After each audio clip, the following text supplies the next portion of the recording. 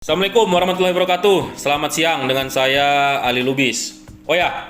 Terkait dengan statement saya yang meminta Pak Anies untuk mundur dari jabatannya sebagai gubernur adalah tentu dengan alasan. Nah, alasannya itu yang pertama, beberapa hari lalu saya membaca berita itu terkait adanya wacana pihak Pemprov DKI meminta pihak pemerintah pusat untuk mengambil alih koordinasi penanganan COVID-19 di DKI.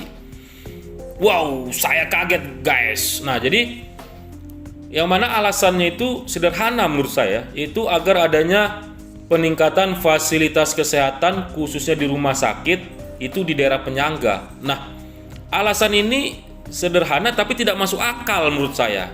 Kenapa? Karena berdasarkan keputusan gubernur nomor 492 kalau nggak salah ya tahun 2020 tentang perubahan keputusan gubernur nomor 378 tahun 2020 tentang penetapan rumah sakit rujukan penanggulangan COVID-19 di DKI.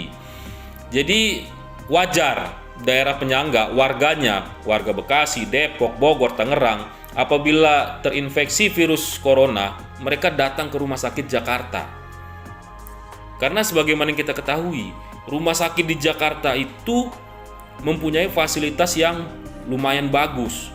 Jadi sebagai manusia sangat wajar nih, jika saya atau orang di luar sana itu ketika terinfeksi akan mencari pelayanan kesehatan yang terbaik, gitu loh. Jadi menurut saya alasan Pemprov agar pemerintah pusat ngambil alih koordinasi itu menurut saya kurang tepat.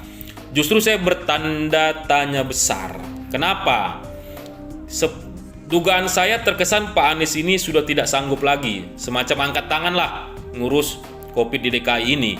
Nah, alasan inilah yang saya utarakan.